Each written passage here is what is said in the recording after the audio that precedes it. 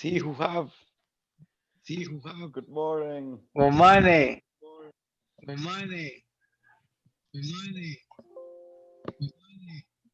We have some kind of feedback. Like you. Do you hear me, guys? Yeah, we can hear you, but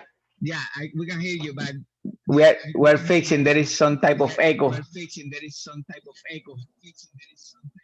I hear it, yes. In viewer, maybe.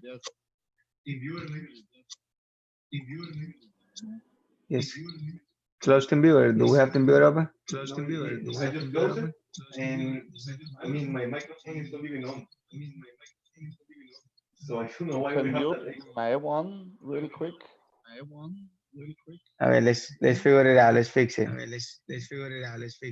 How many MVPs do you need? We'll figure it out. We'll figure it out. Maybe it's because I have this open. Let me close this. How about now? I think it's that. Okay. I was doing the Twitch and watching the Twitch at the same time. No, it always happens. I don't think that's a good idea. Probably not. No. How are you? How is US election going? There's some crazy news here and there. Yeah, there is it's some craziness. And Nevada, I don't know what they're doing, but they're taking the time. I think that phrase that what happens in Vegas stays in Vegas, they're taking it too literally.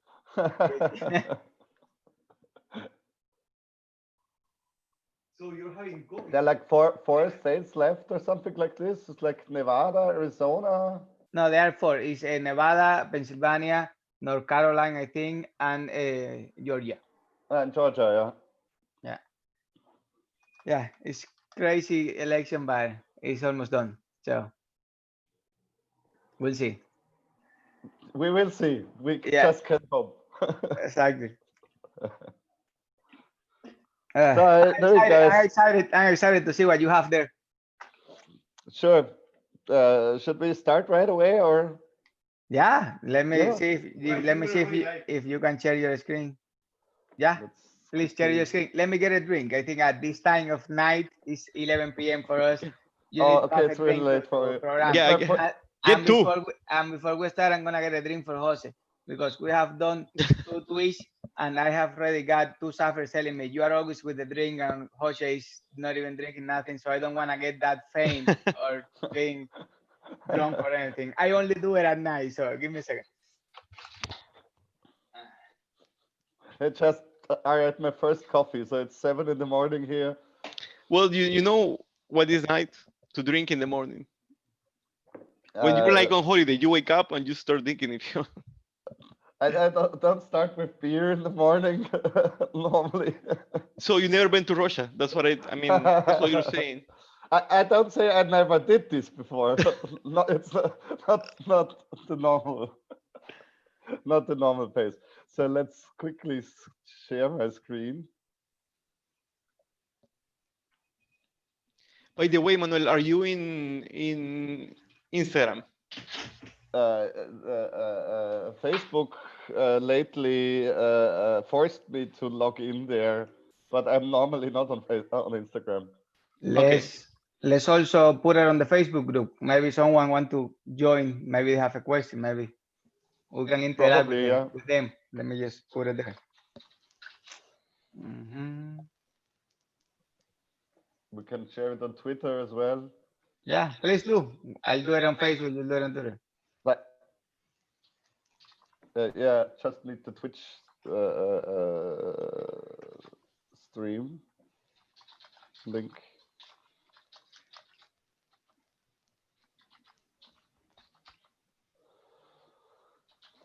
So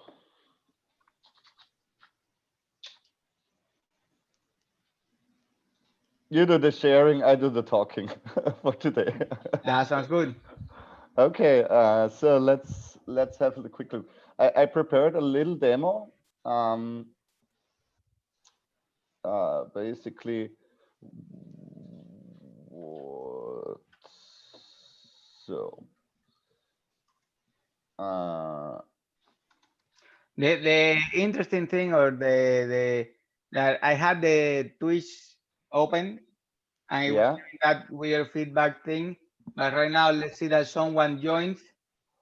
How can we see the comments or the interactions? I always had that question actually. If you send me the Twitch link, I can open it on my other machine. Let me send it to you so you can try.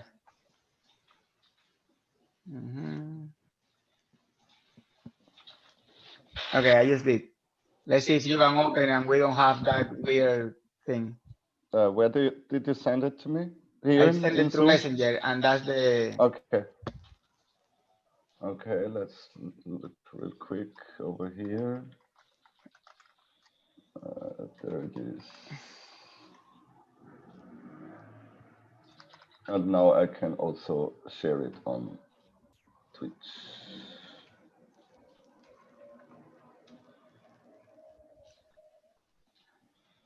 So, okay, I see my screen and I can see the comments. So, Oh, perfect. So if someone comments something, we are gonna be able to interact. I need to log in to Twitch. That's why you didn't see anything, because you didn't log in. It's my computer is off. Hey, no, it's here. No, it's there. So, okay, let's have a quick look at the identity server I worked on the last couple of weeks. So basically, it is a kind of vanilla identity server 4. So it's an OpenID Connect server. So it's from the identity folks. And the thing with identity server is it's basically only the OpenID Connect stuff, but there's no user management, and you have to configure everything in code or by configuration files by default. And that is fine if you have a private repo, for example, but you don't share secrets in Git repos. So basically, normally, if you configure an identity server, you have like have to define your resources in code and do all kind of stuff with the claims data, and it's really tedious to set up. It works really well, and they have some the public facing templates. So so you have to if you're getting started with an identity server, then you have the problem with you have to update all the templates to fit the corporate style, doing this kind of configuration, and then you have to deploy it, and then you hope everything is configured right, and if you configure it wrong, you have to redeploy it with different configuration. And so because the things I'm currently working on is like in a microservices kind of architecture with lots of smaller applications. I thought it would be a good idea to take the time and take the identity server and write some database providers for it. The main problem, of course, is there are only database providers for entity frameworks right now, and I never was really happy the way they dealt with different databases. So if you look at the IDS source with using entity framework core, they have like 2 providers for Postgres and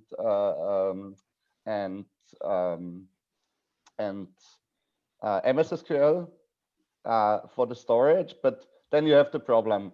They have different kinds of migrations, and to tell you the truth, Manuel, I've never been a friend of migrations. yeah, I like the XPO style. it depends, but I think especially for this kind of problem, there isn't so much database change, but you have a lot of you have so much indexes and unique keys and stuff like this, and then it gets really tedious because the syntax is different everywhere for indexes and all that kind of stuff. And if you want to migrate to another database that is not supported by default, for example, MySQL, then I did this once, going through all the configuration, the migration files, did the copy.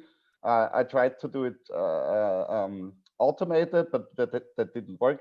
And that's the reason why I wanted a solution based on XPO, because with so much more databases provided, and it's really easy, and it's really easy to extend. So basically, what we have here right now is the public-facing login page, as you will. And I decided I keep the sign-up stuff. So you can sign up real quick. Let's do that with Bob at Bob. Bob. The cryptographic Alice and Bob. Let's really do the really simple password. So, and now we're logged into the public-facing profile. And it's based on the ASP.NET identity stuff, so it's compatible with the normal identity user, identity role stuff you get in a web application. One question, Manuel. Did you take what? I didn't hear what you said. Mute. Ah. Because I will tell something to Manuel. Did you use the, remember, like this person from Developer Express, Don Weaver or something like that? Yes. I was looking at this source code, and it's basically same idea. Because the identity server from Microsoft is just a bunch of interfaces that you decide how to implement yourself. That's two separate things. The ASP.NET identity stuff is like, who is the user, who is what's his phone number, what's his email, how you can log in, two-factor authentication, all that kind of stuff. That's based on the identity server, on the Microsoft ASP.NET identity stuff, and it's backed by XPO as well. But is it .NET or is it .NET Core? .NET. It's .NET Core. It's .NET Core. Because IDS, Identity Server, is .NET Core only, I guess, at least for Identity Server 4. I'm not 100% sure, but I think. Yeah, because like long time ago, I was doing some public applications, and it is core. Yeah, good. So, I mean, at this moment, I will not invest any time on anything that is web forms based. Yeah, but the thing is, or the neat thing is, it doesn't really matter that much if the identity server itself is running on .NET Core. Because the least thing you have, the least the denominator would be the database for user access management or stuff, for accessing the user tables and grant tables and stuff. But it doesn't matter for this demo right now. But it's basically the same thing as you have like in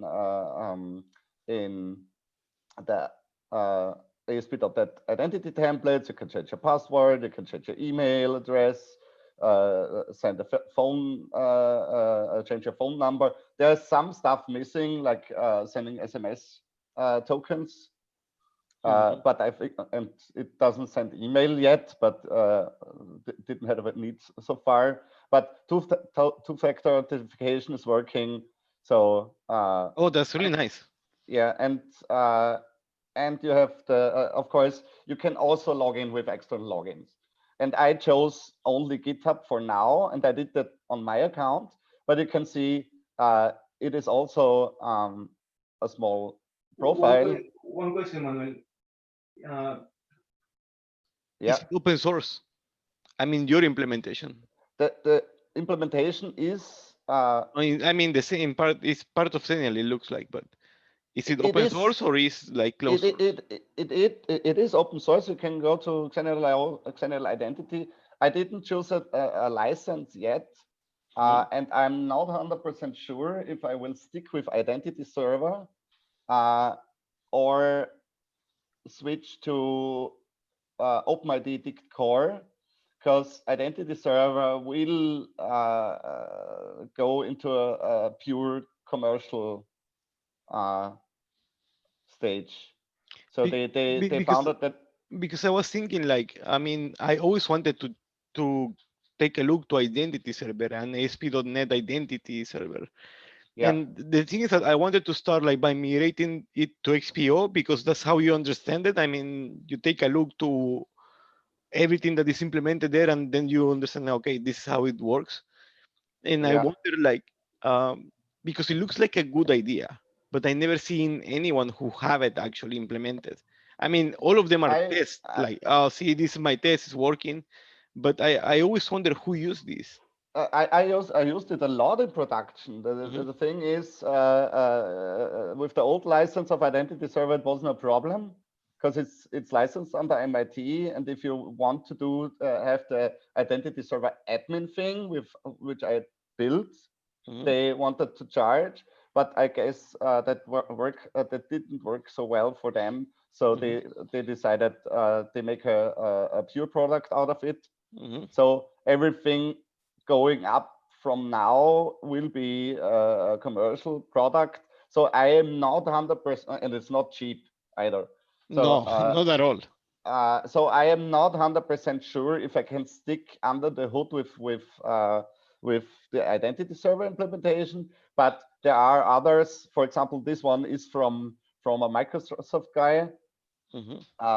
They use this, I think, in Azure and all the other stuff, but that's not a complete abstraction over OpenID Connect. So you have to go some routes more by hand. It's not that easy, but I have to look into it into the future. It isn't a problem for now because they will support the IdentityServer with security updates at least until November 2020. So so I'm fine with it for now, but I have to look into the future if I can do it as a product or as for now it is. There are other admin things out there, like what was I'm working with. It's like identity server admin. This one, and basically I had a lot of inspiration and some patterns they used and borrowed from here. So they were discussing the same thing, and the IdentityServer guys are fine with it right now if this admin project keeps on. So, but I have no idea if it will be a commercial product or not. Maybe if it puts enough value into the DevExpress space with some special features, maybe I will think about it. But it's open source. You can clone the repo. I didn't have any docs so far, but you have to do some kind of configuration about the keys and stuff. Can you show us how to get started with it? Sorry? Can you show us how to get started with the project? Like if someone that is watching the video later say, okay, we have to do some configuration and changing some keys. Is that basically right now? It's not horribly complicated because I think there are just some stuff you have to configure. So basically, those are for the GitHub, the secrets for the login. So you set environment variables or change the code direct here. And if you do want to host your own identity server, you need to configure a certificate on the server. I have some documentation laying around. If anybody wants to do that or has any question on it, it will work in development mode fine because it's using an auto-provisioned cert for local, but you need to configure a cert on the server. So if you want to use it in production. If you have any questions on that, leave me just an issue. And I will try to set up a README or a small configuration thing, because there's the same thing with the connection strings. So as for now, it's just supporting, I guess, SQLite and MySQL, and of course MS SQL. But yeah, basically, it's for development. It should work fine with SQLite, and you don't need the GitHub key. After all, you only need the GitHub key if you want to log in with GitHub. So it will work. Everything else should work fine. So let's continue with the boring stuff. So we have Bob. His last name is Doe, I guess. And we have the address. So let's put mine for in right now. It's optional. So, but as you can see, there are some kind of more advanced features in there that makes it more for enterprise like applications. Like you see this the same as in Visual Studio if you log in, or in like up here, or in Office 365, where you have some kind of personalization. Of course, there's a lot of stuff I didn't bother with yet, like with GDPR stuff and and that stuff.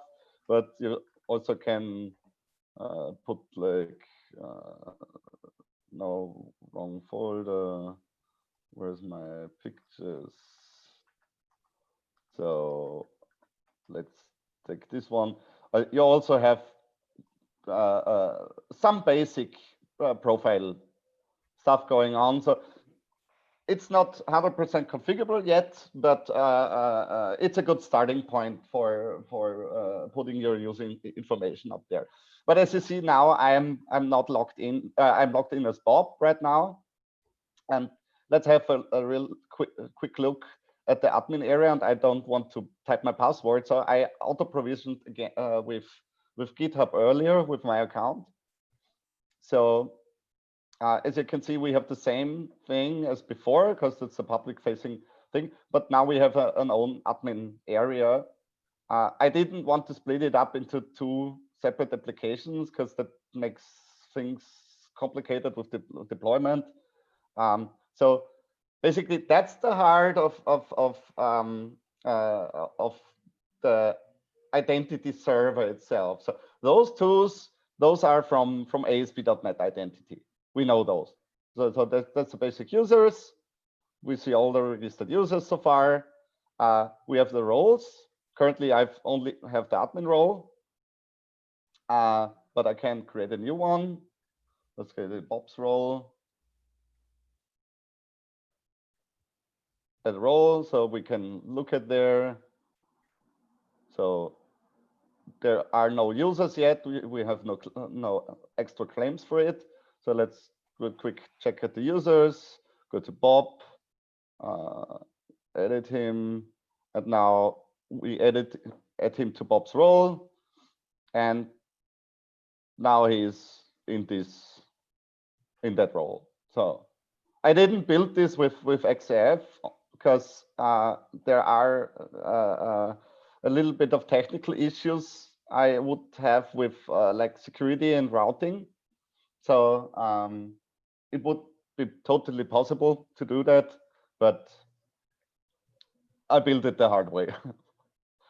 So, and now we have the heart of the identity server is like with the OpenID Connect stuff. That's I don't want to give a security talk overall. There are lots of talks on OpenID Connect out there, but OpenID and OpenID connector basically protocols to sign in and transfer user information in a JWT token. So what does that mean? It means you have like three phases in an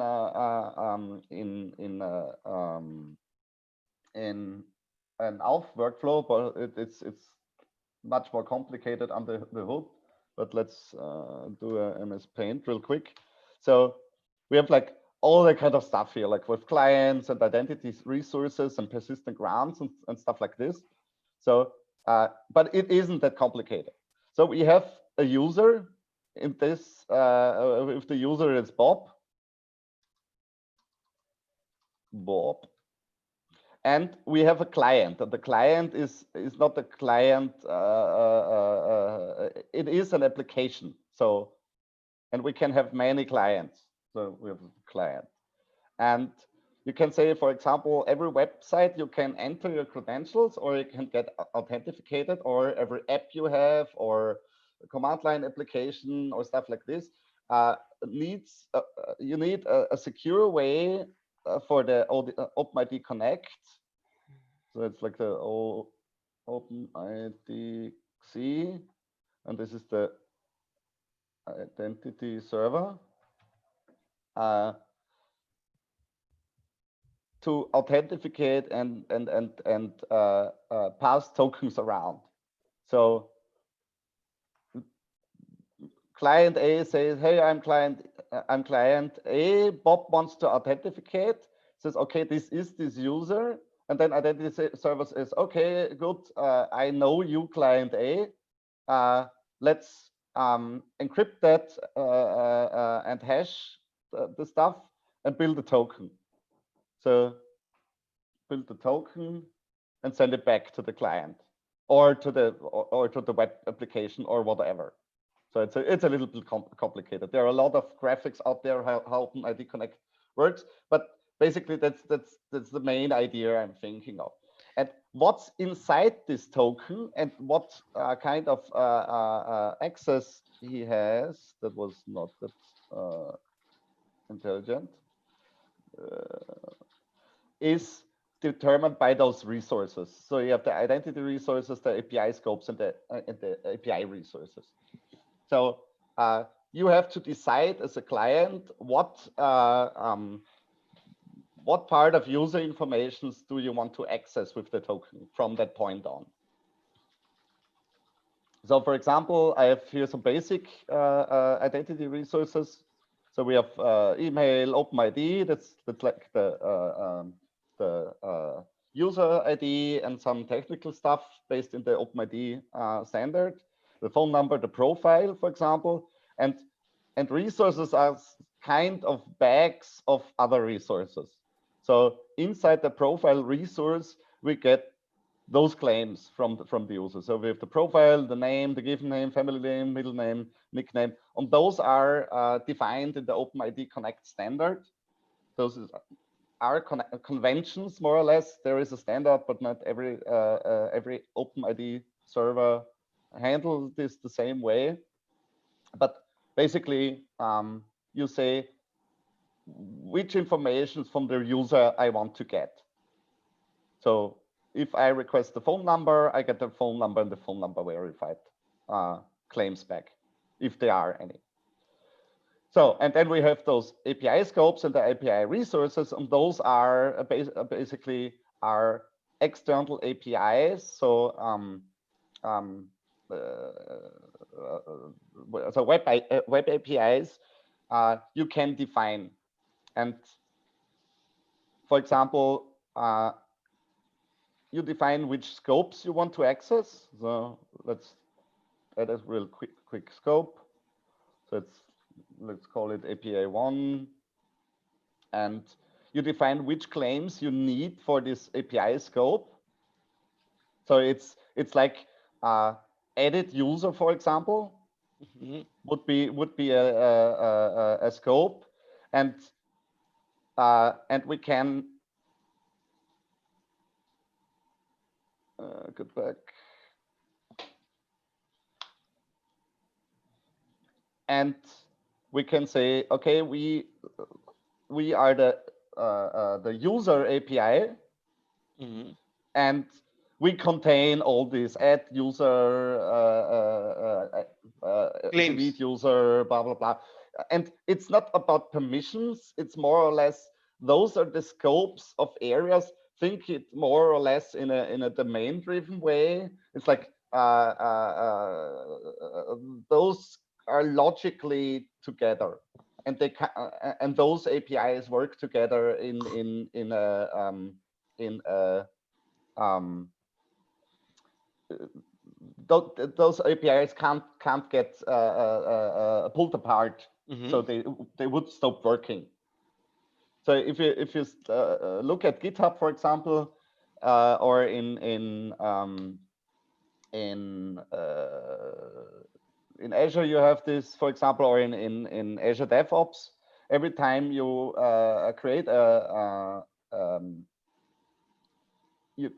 a public key, for example, for the personal access token. So you can, oh, that was the wrong one. Again, oh.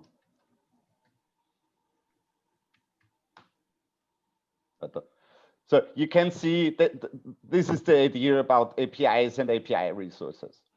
So you have the repo scope, and you can fine grain more or less which actions you want to protect or define on your own. So, and that wholly depends on your application. Yeah, because I was thinking, like, for example, well, it looks for me, I never used it before. I know the concept, like, because for a while I was thinking, like, well, I want to implement my own, like, security server, my own identity server, like based on SAF, XPO, because one of the customers, he said, like, man, I have like 20 applications made in SAF, and I have a user in each application. And I was thinking, well, like, I mean, because but you don't want to give access to everybody, everything. Yeah, I mean, in this thing you can go crazy. So because it's like you can go as deep and define and you know, like, or you can do like really simple, and it's really complicated to pick which flavor you want, like the super simple or the super detailed configuration. But see it from this perspective, most of the time you just need some information of the user, and most applications only need one or two things in their access token, and you don't want, if the token gets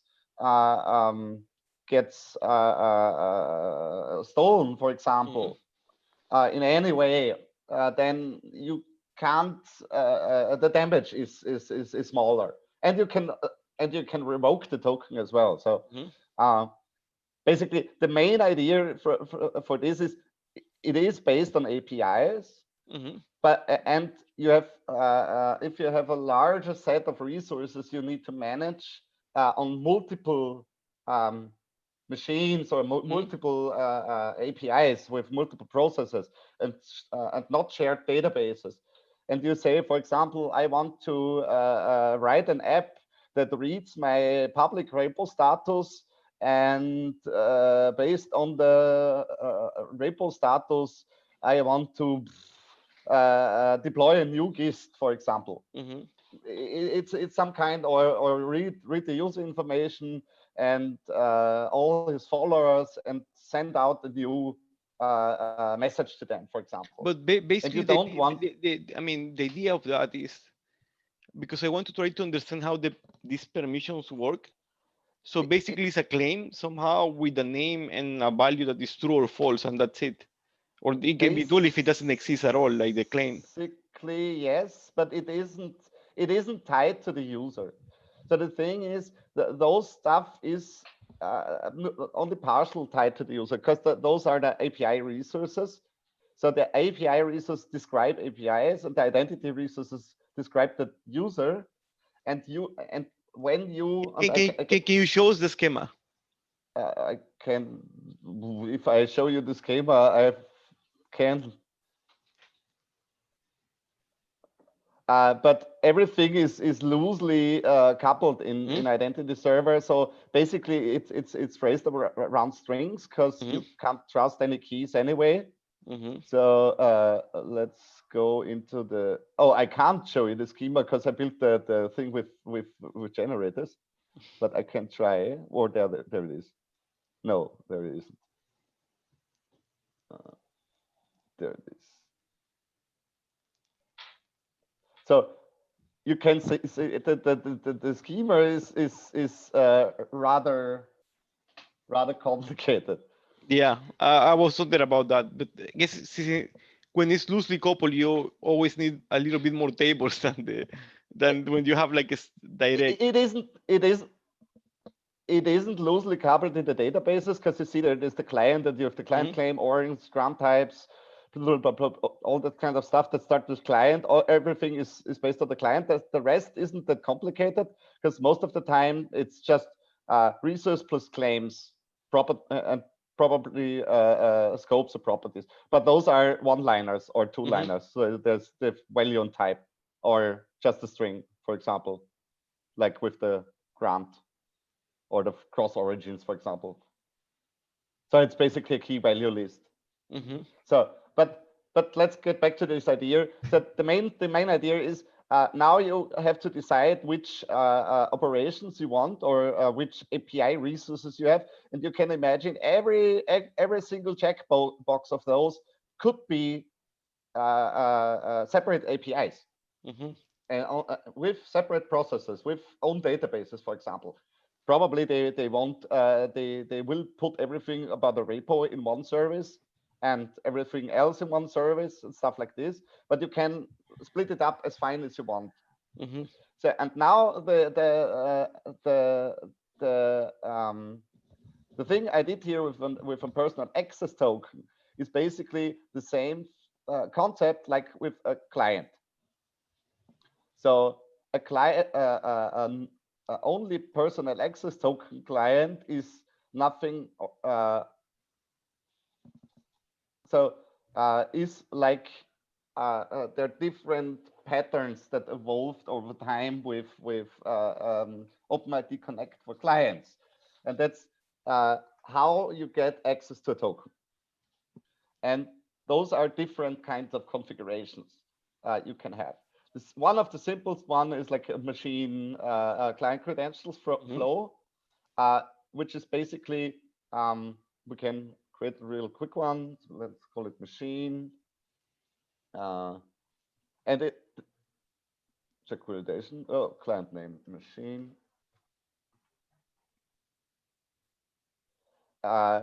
And what this does, it just sets a few configuration parameters that are basically inherent to this kind of configuration, because don't freak out, there are a lot of fields, but basically what it does, it says, okay, we have the grant type with client credentials. That means we need a secret to access any token, and a secret is only a secret when it stays in a safe place. So you have to make sure you can protect the secret. So it could be on a server, on an Azure Key Vault, or something like this, but you need to protect the secret and it doesn't leave your authority. So if you do an app store, for example, an app in the app store, it's not safe. You can't store secrets in a client application safely. You can't store secrets safely in a browser, for example. So, but that would be the easiest one, and then just create a new secret. It will be generated. Let's try it with, and you have some kind of stuff with expiration, and you can revoke it and stuff like this. But basically, that's everything you need to access to tell the identity server, hey, identity server, I am a trusted client. You can give me a token, and only I can read the token with my shared secret in it. Can I ask you a question, Manuel? What will be the Yes. advantage of, let's do two simple scenarios. Yes. We have this already. Javier, can you, and for example, what will happen if we do the most simple case in the other side? That will be, I get the user, I have my set of claims, and I build a JWT token. I mean, basically it's the same idea. In the end, I think this is a JWT token in the end. So, yes. Yeah. What the is thing? Mhm. What is different? The different is the connect part. Mhm. The part about OpenID Connect is it is not only the protocol with how to exchange tokens, it's the way to obtain the token. So if we look back here in the client section, Mhm. create another client if my mouse doesn't freak out. You can see there are different kind of patterns that have evolved how to obtain a token securely. So, for example, we had talked about the client's credential flow. That's basically Mhm. you have a secret, you have a client ID, and now you can tell the identity server, here is, I want to authenticate this user, for Mhm. example, give me a token back. Or Mhm. basically, I don't want to authenticate against the user anyway. I am just a machine talking to a machine. Mhm. So that would be the basic flow you would use to secure your API and tell, hey, I'm a trusted API. I Mhm. have a secret. I have the key. Ah, So now I see the advantage. It's basically, it's not only about getting the token from the open identity server, it's how the how it's negotiation obtained. goes Yes. between Yes. the because For in the example, in like mhm. did you ever logged into YouTube, for example, on your TV or on your Xbox or on your PlayStation? I don't know an Xbox TV or PlayStation. For example, there is this youtube.com/activate, Uh-huh. and then they tell you go to this URL, enter this Mhm. code, and the code is on the on your TV, and Mhm. you enter the code, and then OpenID Connect kicks in because there's the thing that's called device flow. So in device flow, those two things, one needs the key, that's the activate page, then needs the secret, and you need the code. In combination with the code, Mhm. you can securely generate a token. Mhm. And you have like a two-factor as well. And you never need to enter your credentials Mhm. on the on a non-trusted device like a TV, for example. Mhm.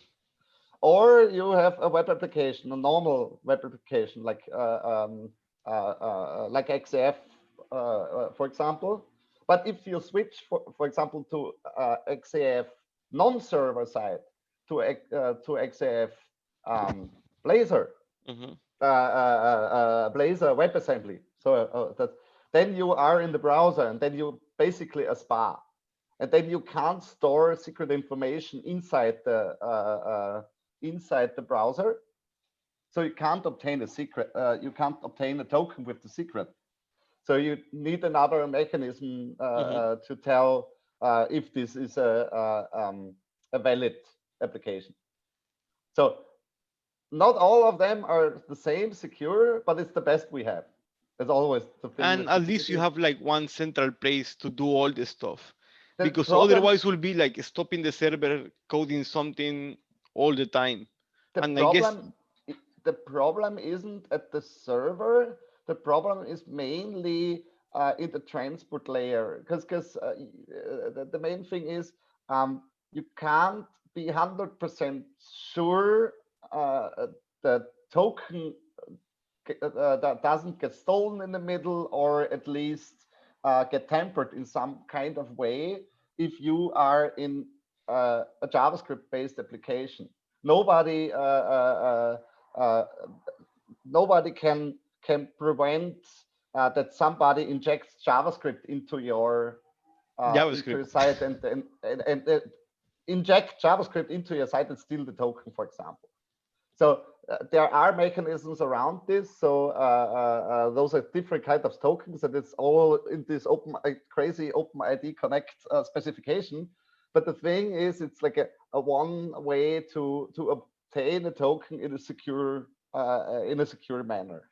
But that also means it is a little bit more complicated, and that's the reason I decided to build this little wizard kind of style, because I always get those grants wrong, and there are so many tick boxes and stuff you have to do.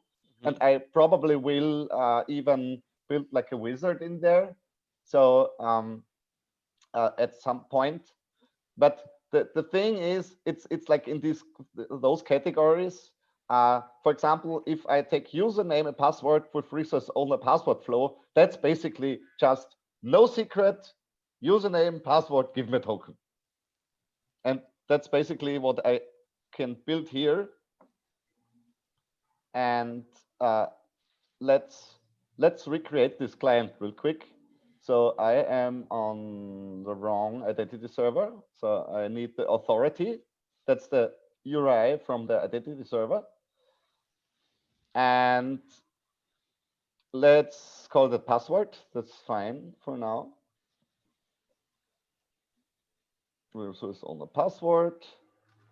Let's check with OpenID. We have profile. So we need to get the profile and the OpenID. I will skip the address for now, or let's add the address real quick. I didn't need it so far in my life. And are you using this on production, or is it still just a test? It is a production server, and it will stay a production server. But I use it right now at the not profile, address. So address. But it is production. So I use this right now to build all my other stuff, and it will stay there. So, but I can delete stuff, so it doesn't matter. So, and let's add the address. And as you can see, you have the grant type, like password flow. And there are all kinds of crazy combinations with those flows, with client credentials and with offline access and all the kind of stuff. But I think that's the most basic one you can do with the password grant type and the allowed scopes. So let's try that out. Password, alias password should be fine. Well, let's give it a shot.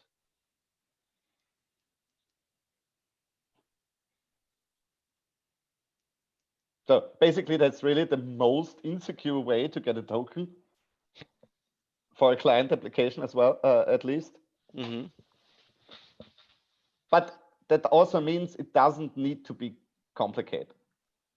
If you do it just for a small internal project, that's basically the thing you can do with the GitHub example I told you earlier. So get a token somewhere, store the secret, store the token. You can refresh the token. All the kind of stuff you can do with JavaDT. So they have a lifetime. And if we look at the token itself, there is the cool website called jwt.io, I guess. Yeah, I use that a lot. Yeah, and it works. Okay, let's accept the cookies. Don't steal my tokens. As you can see, there is the access token with all my scopes I requested. Of course, my cert isn't verified because it's self-signed. But for that kind of stuff I am working with, I'm totally fine with the self-signed. But the thing is, you have the second thing in OpenID Connect. This is the user info endpoint. You don't get that for free with JavaUT with tokens only. So this is part of the specification of OpenID Connect. So basically you have this discovery endpoint. That's the discovery document, and I know it's located somewhere at let's check again, IdentityServer dot slash. Oh God, I always forget it. So let's just look where the endpoints are, or did it print out? No. No. So let's retry.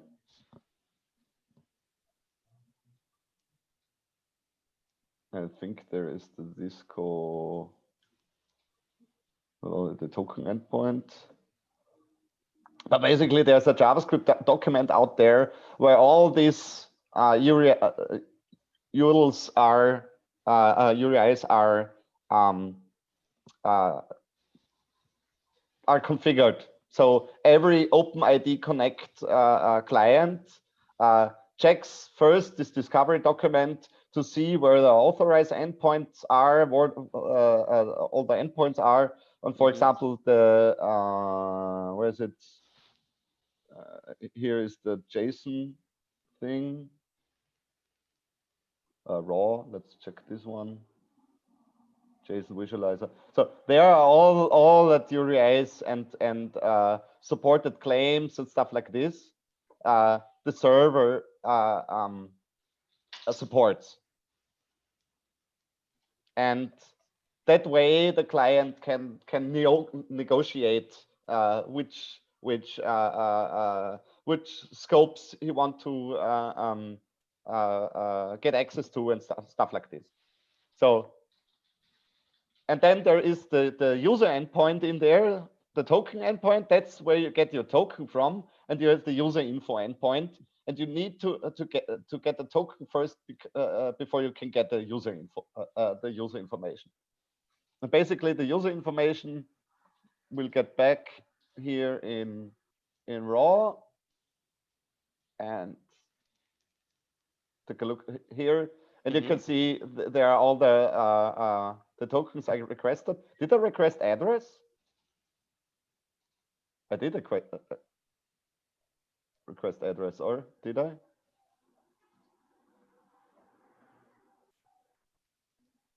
Address profile. Let's check if we have an address. Log out. Yes.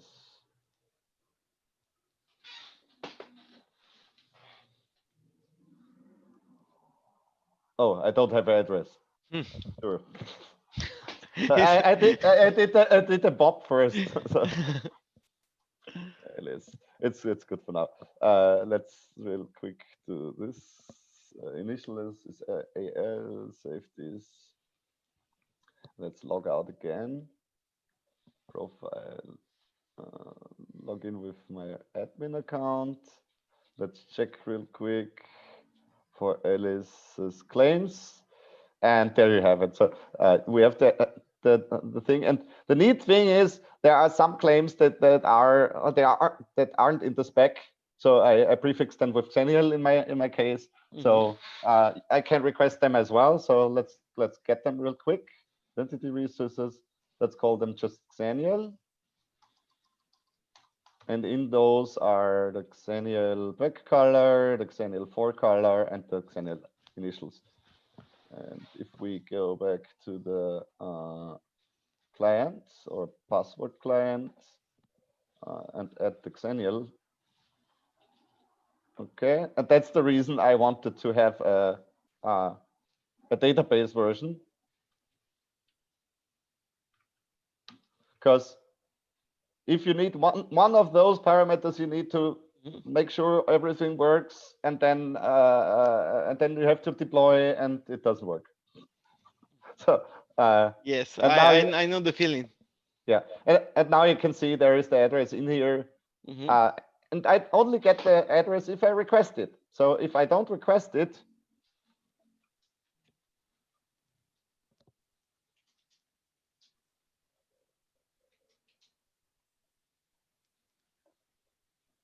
and let's kill those breakpoints. if I don't request it, I don't get it. But I get the preferred username, the colors, all the kind of stuff. But I can't over request it.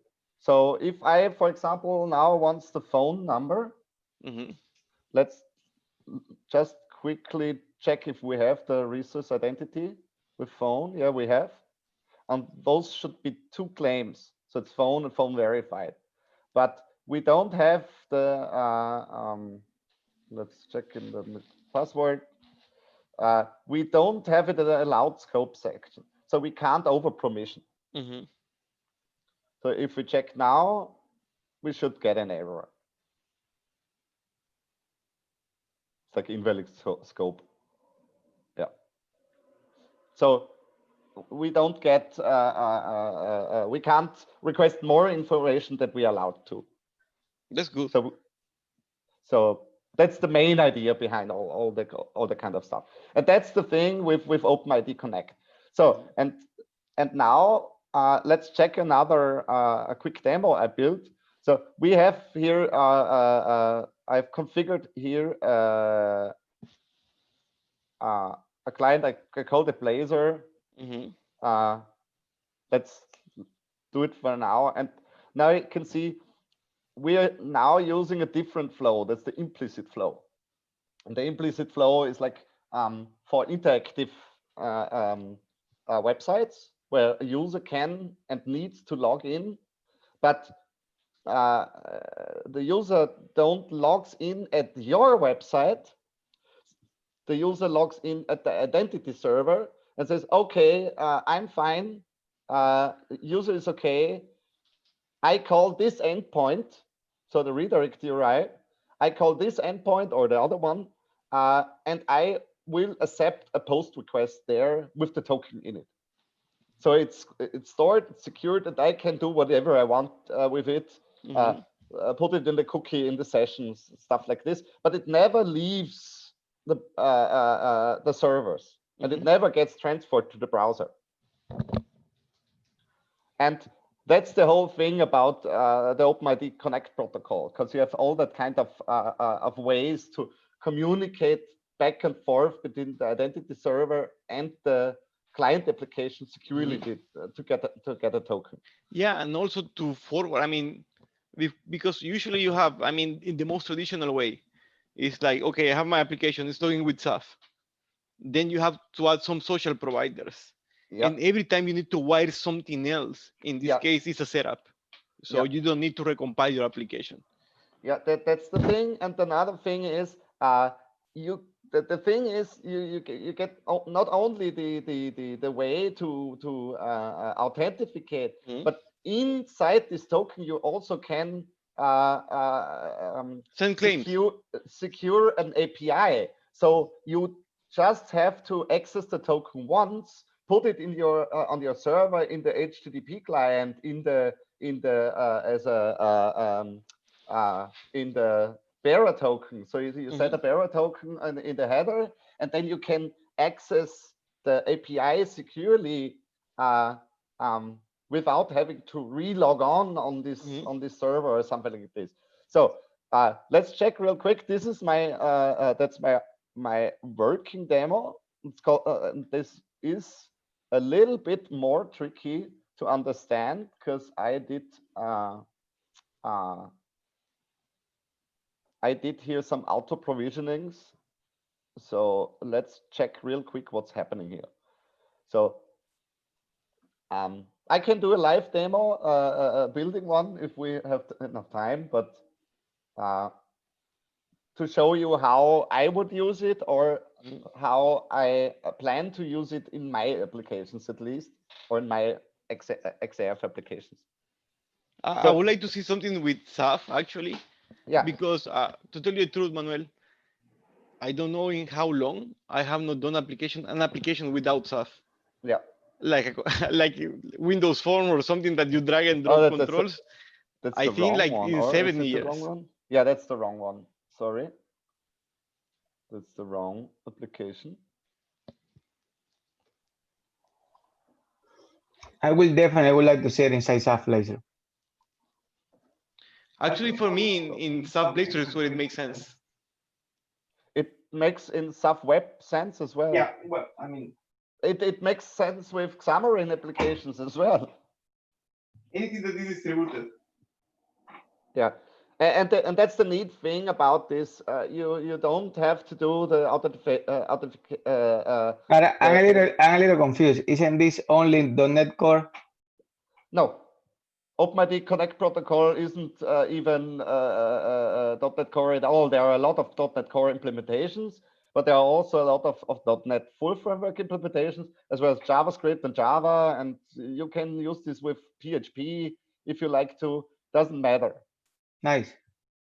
So basically, what you saw here was I was redirected right from the beginning from my application. Let's do a quick restart here. You can glance a moment because I want to do only logins on the identity server. I don't want to have any login on the XAF site itself. So you can see real quick, there's a login button and there's a Xenial button down there. Needs to boot up.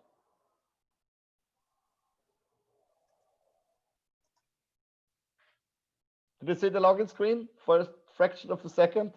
Because it redirected me here, and it's telling me, okay, please redirect me to this crazy URL.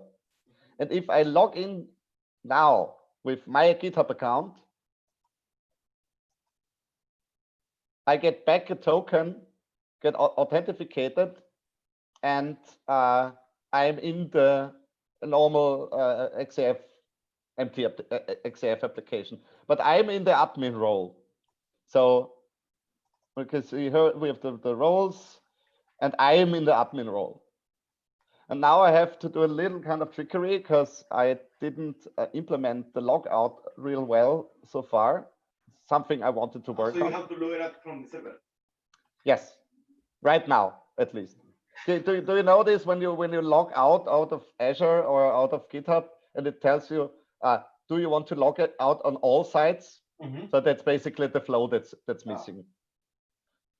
So, and if I log out here real quick, then I get the screen again, and then now I can log in with Alice. And Alice just sees her details, because now normal XAF security permissions get kicks into place. And the only thing I am doing to support that, we can real quick try again and log out real quick out of IdentityServer. Yes. And do a log out here as well with Alice. And now get in here and do and add Alice to the admin group.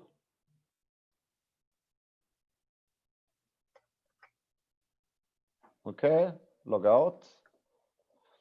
And now log in with Alice again. You now can see she's in the admin role. So basically what I'm doing is I synchronize the roles the users are in when they log in.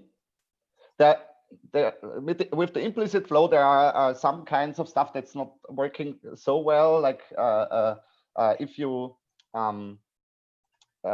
you need to check manually if the token has expired and stuff like this. I'm working on that right now.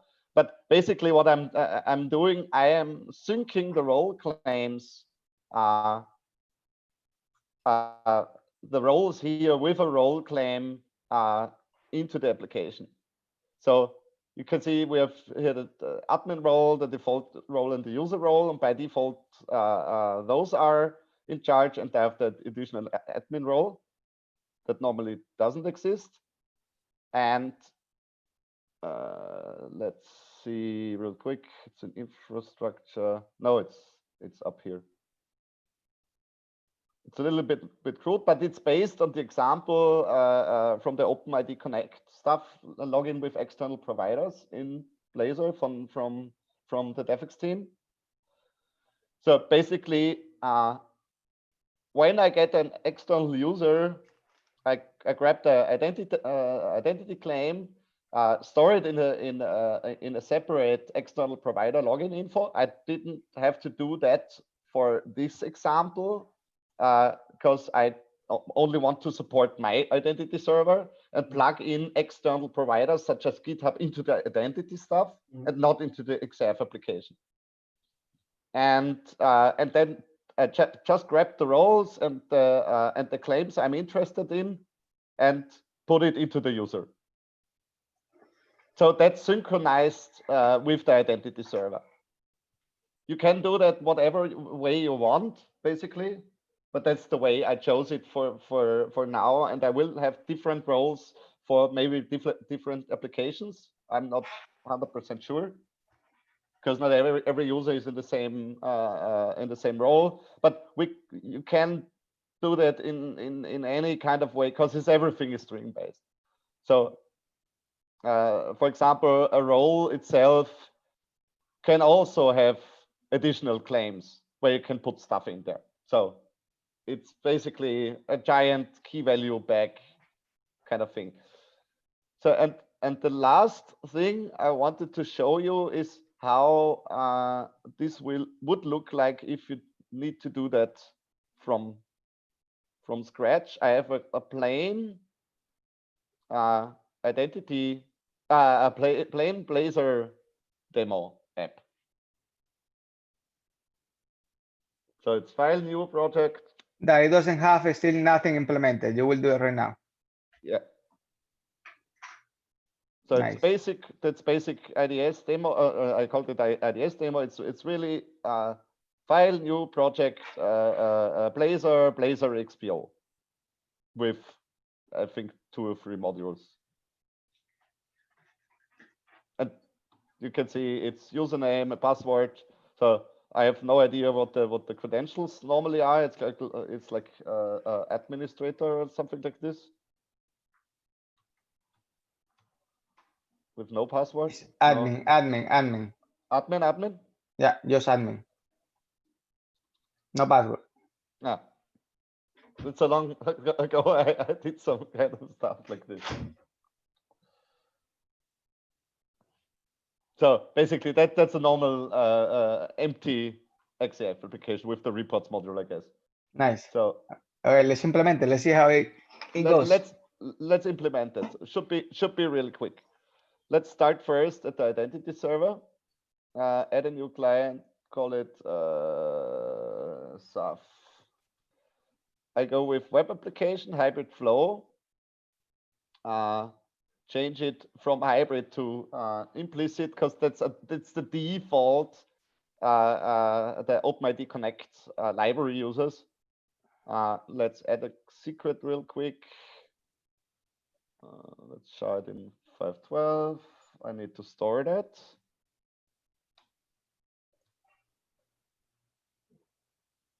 Okay, should be good. Get some scopes. OpenID profile should be good. Yeah. Okay. So, and now I need to do a redirect. So that was, I need to look that up real quick. But I think it's just a normal URL. What port are we on 5 for localhost 5000? 4438, something like that. Yeah. 318. No, I'm on without. So So 5001. Yeah, that's the default URL. SAF will accept the login. So let's have a look if this will work. The next thing we have to do, we have to add a NuGet package. And in this, it's just the OpenID Connect thing. So it's Microsoft's ASP.NET Core OpenID Connect. There are the other ones like Azure ADD, but that's the general one which will work with any OpenID Connect provider. Let me ask you, Manuel, because at the beginning, then I was finishing one thing. what was what you were saying at the beginning that is just .NET Core? For this application, or what do you mean? The Before server. you start talking about OpenID Connect, you chose something else that it was only .NET Core. The server itself is only in Got .NET it. Core. So Okay. the identity server itself is .NET Core. Yeah, that was what I got. The confused for a client second. doesn't matter. There are, for example, the OpenID. I think it's called the identity model. Now I completely got it. So Yeah. please continue. But I think it's identity model from the same guys that wrote the identity server, and it's a client library, and if you download the package, it's like in every net standards or 1.1 standards. I have no idea. Got it. And let me ask you something else.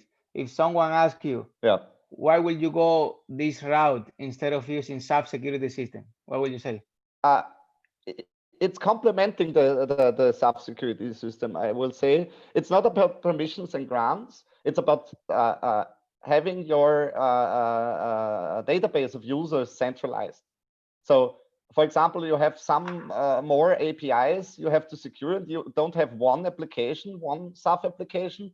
You have like multiple applications. You have accounting and for example, licensing has their own application, but you want to have the users log into the same application, or do a centralized lockout. For example, you have a new user you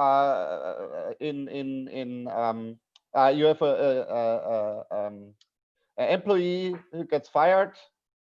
Okay, just kick it out of identity server. He can't log on anywhere anymore. So it's more like I think that's the first point that we should have said. We can do the centralized authentication from here, and then we can do all the authorizations, all the permissions inside SAP with the permissions. Yes. Perfect. Yeah. So let me think where I was. So we need the OpenID Connect package. Next thing we need to do is we need to add the authentication itself. So we need to tell here we have a cookie authentication. That's the normal authentication that's based in ASP.NET. So next thing I want to do is I add OpenID Connect. Let's call it Xenial for now, doesn't matter. And we need to configure the OpenID Connect server. I use configuration here, so it's using the ASP.NET configuration system, but you can do it in code as well. But it's just for time's sake. So let's add that section. So we have the authentication Xenial section in the settings file. So we have this, and now did we call it Blazor demo? I'm not sure anymore. Now we called it ZAF. And now we need that secret.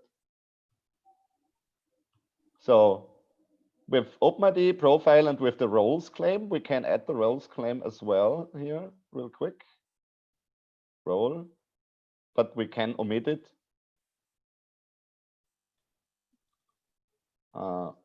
So, and there's one thing we need to tell XAF that we have this external authentication option here. That's built in by default. But we need to tell XAF when a new user gets into our database, how we provision a user in our database when the user logs in. So that's the next thing we need to do. So I will go the same route as I did before with the login info business object. So let's face real quick into the business objects. It's basically the same code as in the demo provided by the from the DevExpress team. So I just did copy pasting. So it's a user login info object. Let's get the session real quick. And we have here our foreign key to the permission policy user. So it's a table we can store the login provider name, which is Xenial, the user key. That's the key in the identity server database. So it's the subclaim of the identity token, and we have our key from the user. And what we need now is, if we want to auto provision this, we need to search for a user login info with this key. If we don't find one, create one, and then we create the user with the claims we found. So let's do that real quick. I need a small extension here. So I will call that infrastructure at class infrastructure, doesn't matter, class. Let's copy and paste that real quick. So basically, you can, the security system of XAF is flexible enough to understand if there's standard authentication enabled or not and stuff like this. Here we are just creating the user login info with the provider key and the provider name of the user. It's just an extension method, so nothing fancy here. And the last step we need to do is we need a handler for the external authentication. So let's copy and paste that real quick. I hope I get the brackets right.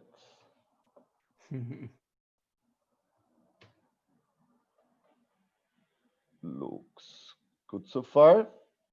Okay, let's review that one. I hope my Visual Studio doesn't die on me. It did. So let's close that up and reopen the demo real quick, because I'm on preview Visual Studio version. Are you gonna share that demo project? I can share it, yes.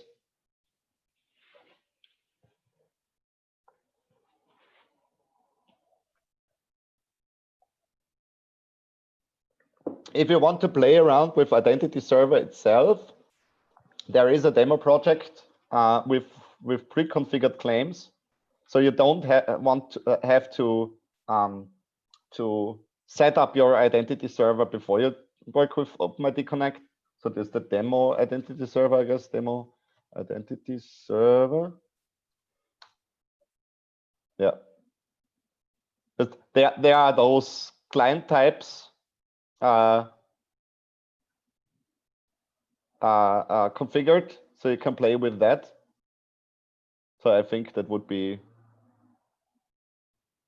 interactive confidentials. I think that's the one outcode with client credentials. But let's check back here real quick. So please, IntelliSense.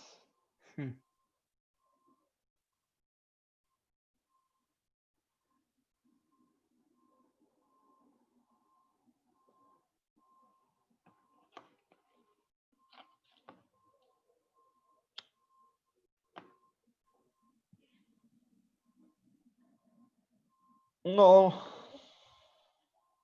be polite. But Yeah, what your Visual Studio is acting like Nevada right now. Yeah, seems so. Let's try and thump up my all the way.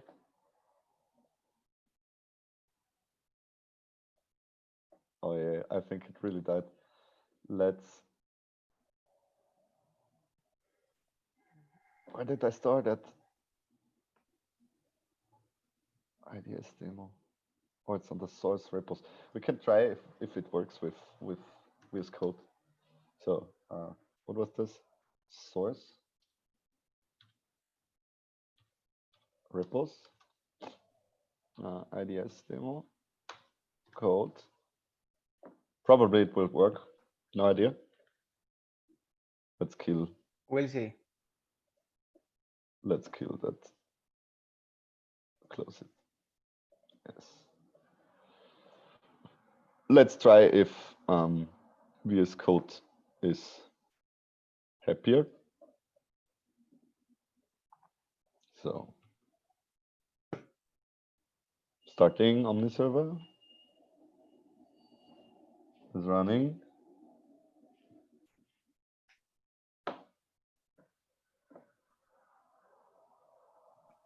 Or need to copy that stuff from.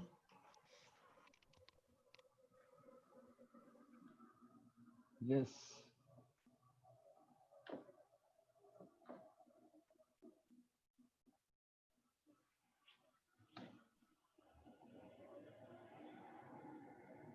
Come on.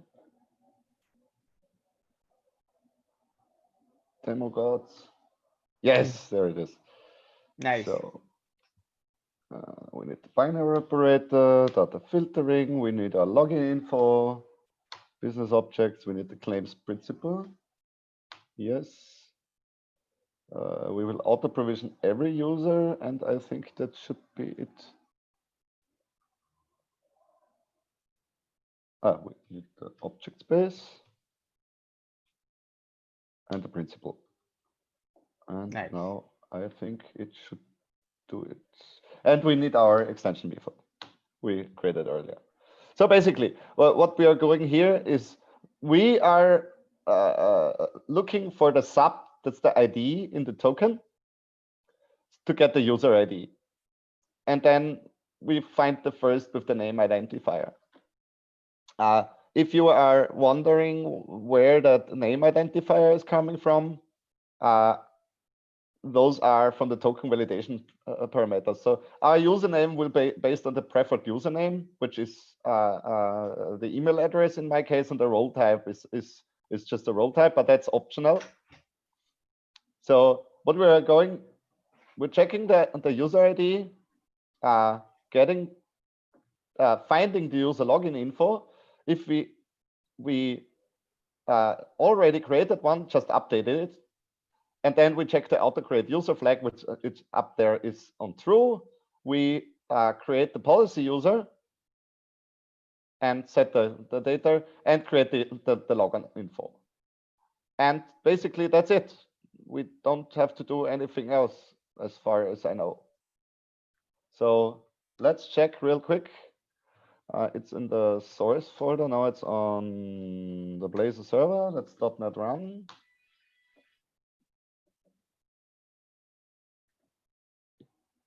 And if everything is fine, we can log in with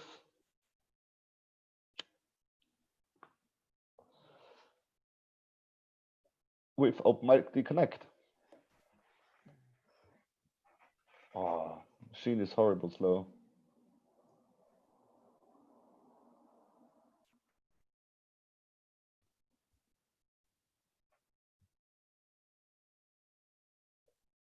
Zoom meetings is eating a lot of my. So let's close the test thing and the accounting.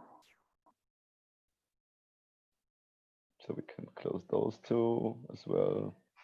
We don't need that one anymore. No. Okay. Better. Okay, it's coming.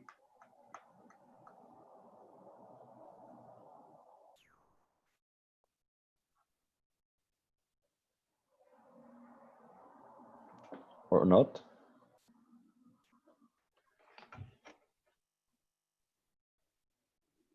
Looks like it's going in circles. Or?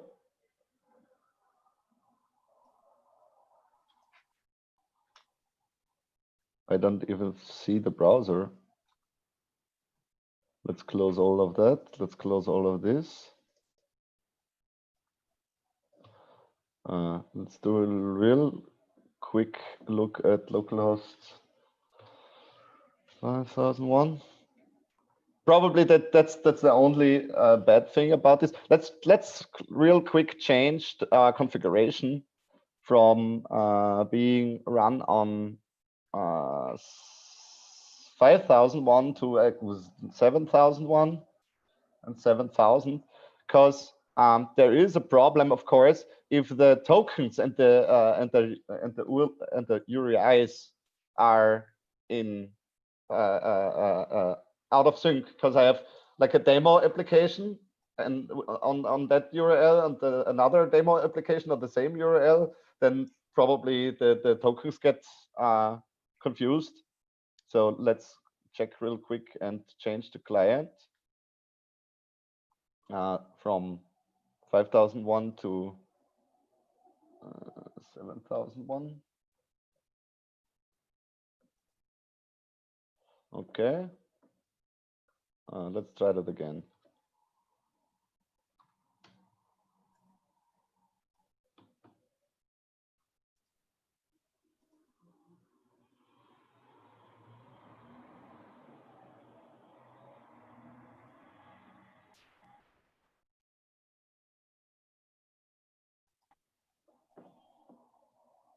Demo gods, as always, pleasing. There. Did I miss anything? No, I don't think I missed anything.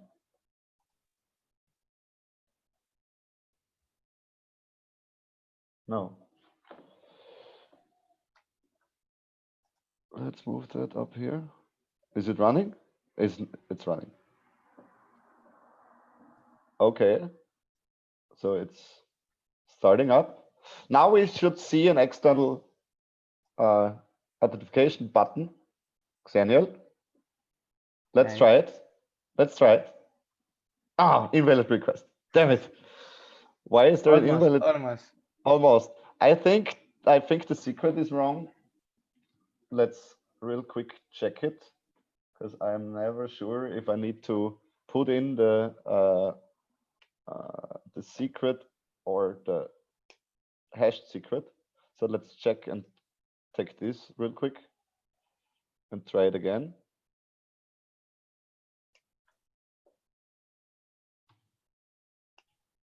It didn't copy it, or did it? Copy. SZ foo. Oh, I need to close that real quick. Yeah. Let's check if this is working. OpenID, profile role. Should be fine.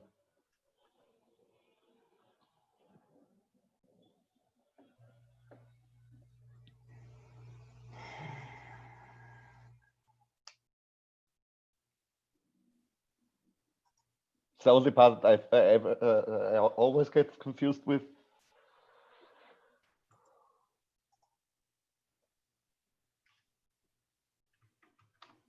So it's listening again.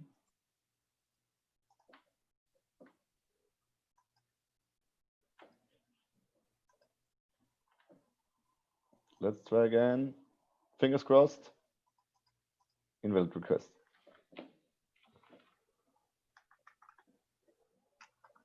Did I miss anything?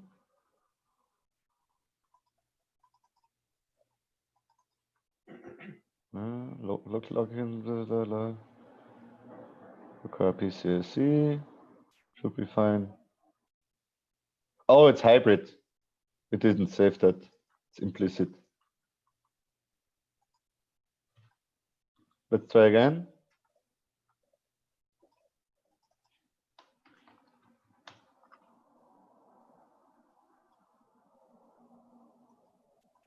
Invalid request.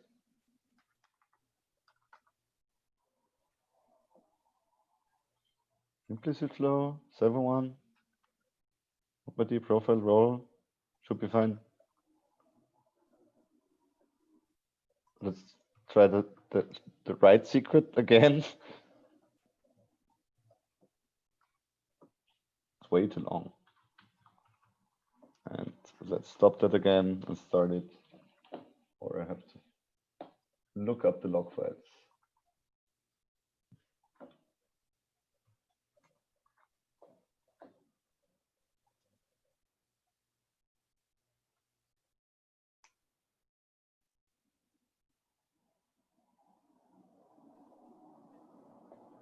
Come on, fingers crossed. No, We're almost there. Almost there. Invalid redirect, or I forgot the second URI. Okay, that's the thing with copy and pasting. The callback path we set here is on GitHub OAuth, and that's configured inside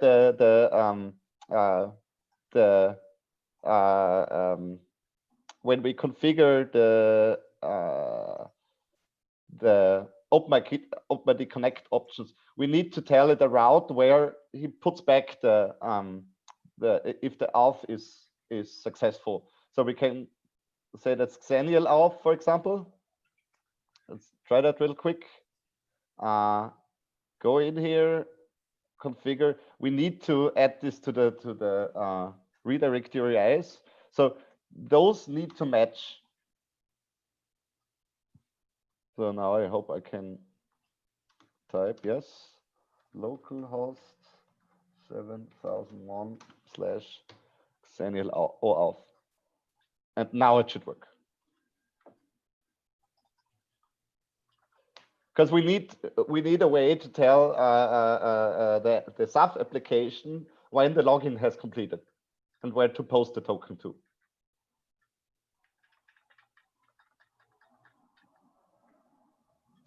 That's the URI in the really crazy long URI if you log in. So let's try again.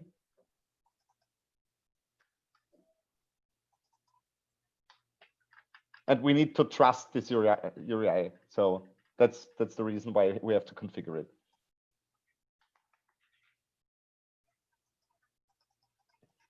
We're back, and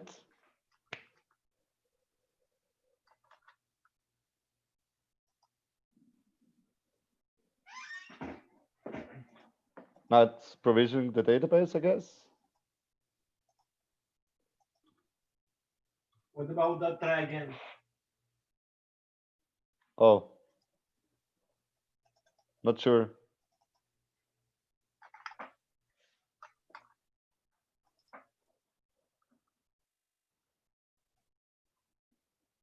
There's no error, so okay, let's try that.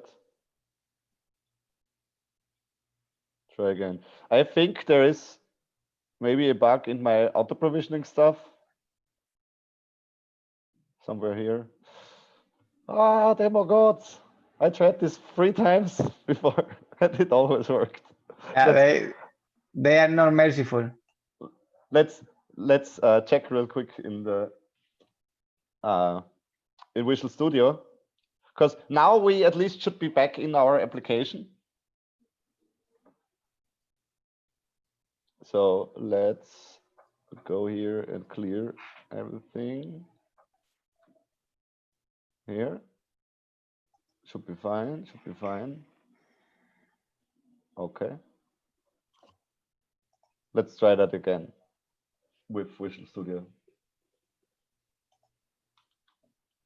Doesn't have to do anything with Visual Studio, but I guess there is a bug in the user provision code. So right here.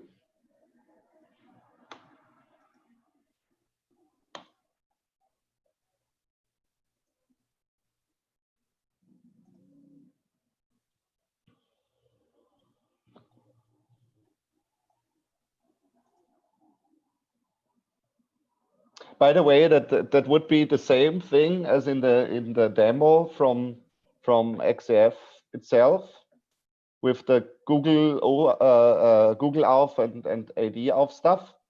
But the only thing that changes is how the claims are named. So there are some small differences. But let's try that again and see where the error is.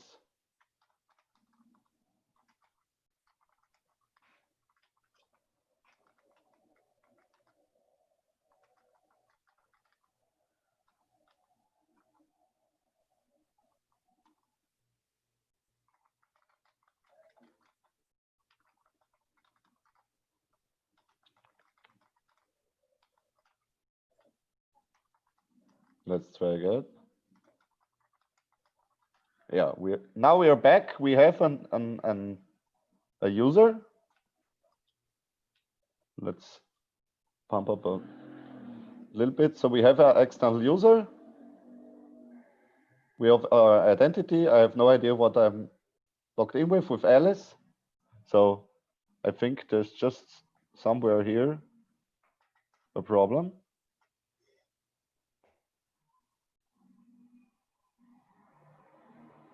Okay, looks fine to me. And now it works. I think the problem was we added the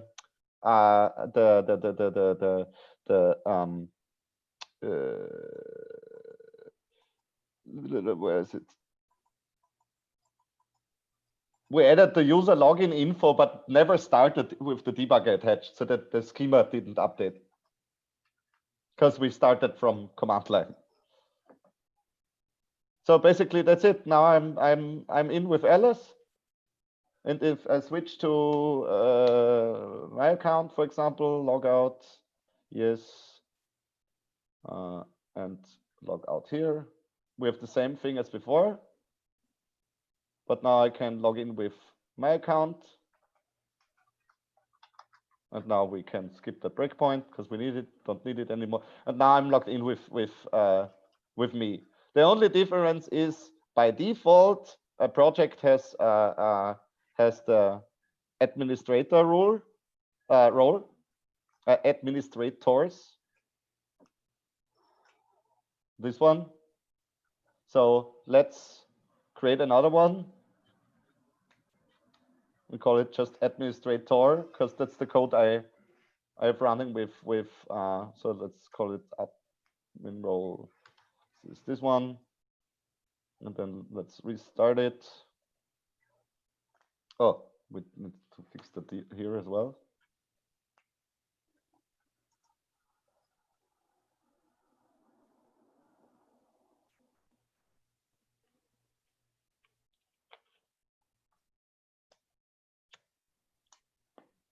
Any questions so far or left?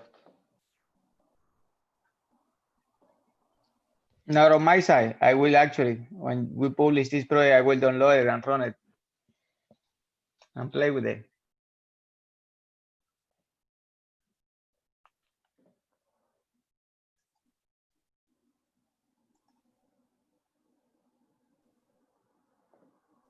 So I need to log out again because we only obtain the user information and the token when we log in, but we can do that at any time.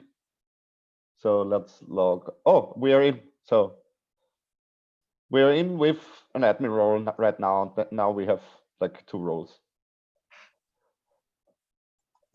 The thing is with the role management, it's up to you. I just decided to synchronize them, but that totally depends on your needs. But it's super simple, so it's not that complicated if you don't forget to paste in the secondary URL. So I will upload this demo project. It isn't really different from the one from Dennis. What was it called? It's like XF. What's this? Blazor Google? I think it was this one. The external provider demo. Yeah. And it's basically the same thing. I didn't change anything. The only thing I changed is like with the auto provisioning and the rows. And basically that's it. It's it works with any OpenID Connect provider out there. So you can, for example, use Auth0, for example. Those are more or less popular. On premise, it doesn't matter. So the basic thing is you can use any OpenID Connect service for it. I will try to figure out if there are some additions I can think of to make it even more useful in combination with SAF applications. but basically that's it. So a pity that the demo gods were a little bit grumpy today. Nah, it happens sometimes. That's how it Yeah, goes. but it isn't that complicated. So it's basically you need the authority, which is the identity server itself. You need the client. You need the secret and not the hashed secret, because I was right on the first try. So and you need the callback path to tell identity server where to post the token to. Yeah, and basically everything else, like with save tokens, use PKCE, all that's the kind of with save token, you get a token back for to calling other APIs. Don't ask me what PKCE is.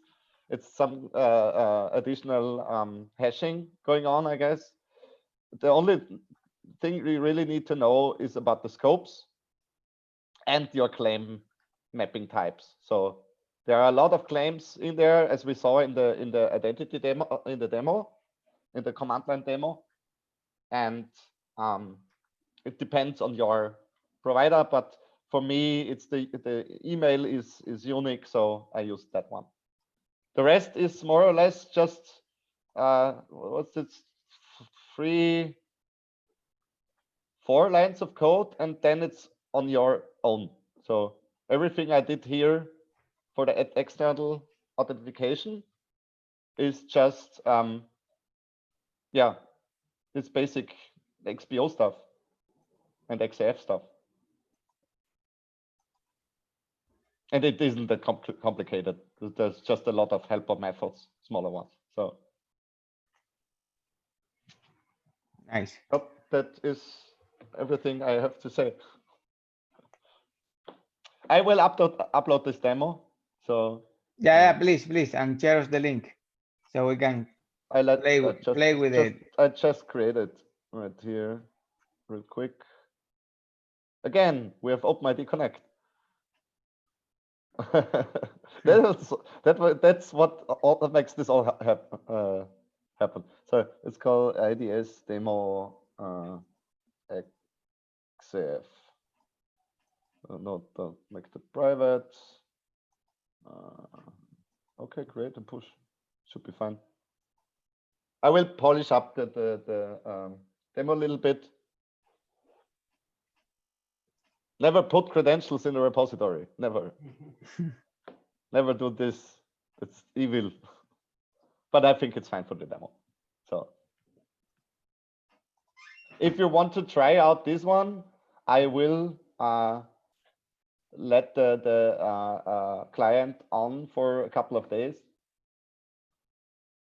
But then I will kill it. So it should be online. Right.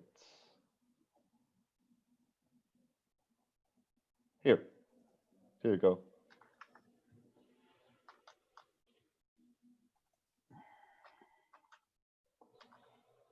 Yeah. Anything else? No, that will be all on my side. I don't know if Jose want to add anything. Have you done No. any custom control integration in SAFlaser? I didn't do yet, but I will need to do it anyway for some stuff, because when you think about the demo real quick, I need to do some stuff at least. I did some customizations and branding for the accounting app I showed you earlier, like branding this stuff in the middle and the names and colorings and stuff like this, which was a little bit tricky first, because there are not so much resources out right now, but with CSS and a little bit bugger help, I got in there. For example, I wanted to change this stuff up there with my logo and stuff like this. One thing that I haven't seen anywhere, and I look for it in the documentation, is that they get rid of the save and close, save and new actions. Totally. The Okay, first time that I saw it, I say, what do we need these two actions? And after a while, I get used to it. And now I'm trying to find it and I don't have it there. So the save and close. Say, yeah, save and close, save and new. They are not there. Yeah, I have no idea if they are ported yet, because they are. They were before. They were before in 20.1. Oh, They took it away. So, and I was looking in the documentation to see if they actually put that, like, we're going to hide this action because it's not user friendly, user experience, some type of reason why they were doing it. I haven't found it. I saw a lot of users get confused with those combined actions. Yeah, I agree. I agree. But again, when I started, I was like, why do we need these two actions? And then I Yeah. got used to them. Yes, And now yeah. I was less, especially when you're creating a lot of data or you are just trying to close the view right away. But save and close are so easy to implement yourself, I guess. Yeah, I know. Yeah. The thing is, there is a lot of stuff in Blazor I need to explore yet how to customize. I did some experimentations with the new with the themes, so I want to have my own the dark and light theme. So like on my blog or on here. So I want to do that, but I need to look into theming of Bootstrap. So never done that before. There is a lot of stuff with custom controls. I have no idea how to customize this yet. Probably there is a lot of stuff that is customizable in Blazor yet, but it's coming, I guess. Yeah, I have some things to show for WinForms, at least one or two. Yeah, we have the meetup next week, so we Yeah. have some UI customization to show. Yeah. And I have a lot of screenshots from the community, so that will be a nice one. Yeah, I have one module like with the inline edit detail view. There's a kind of cool module where Nice. you can use the grid inline edit form to display a detail view inline in the grid, so you don't have to switch windows that much. If you, it's like the editable grid view, but not in a row style, but in the form style, in an inline form. And Nice. yeah, basically, I don't have to show a lot of screenshots because they are all confidential. That's a very problem. Yeah, no, we get it, and we all But I'm trying to get into the customization of the Blazor stuff more. So there will probably be enough to show. So will Dennis join us next week as well? I'm not completely sure, but I believe so. Yeah. I think he will. But Dave is this time around. Yeah, Dave will definitely join with us. Yeah, cool. Yeah, but So either way, that's we are always open to anyone who wants to join and participate. Hopefully, at some point, Apostle is also show. Maybe Martin show a demo of his great Bracon. I don't remember exactly the name of his software. I invite let's see, Martin, Martin, but it was his birthday. I mean, yesterday is his birthday, how about that? so he said like I have the day free. That's fine. It can be another one. Yeah. Like, again, whenever they have time. I know people like not everybody has the Thursday at that time free for hanging out with us, but maybe the next one. But the neat thing is about this Twitch streaming and the recording. It's like with the ASP.NET community stand-ups. Sometimes I can watch live, and sometimes I just watch the Watch it recording. later. Exactly. Yeah. Watch it later. So cool. Okay, guys, so we should do this do you have a new president right now?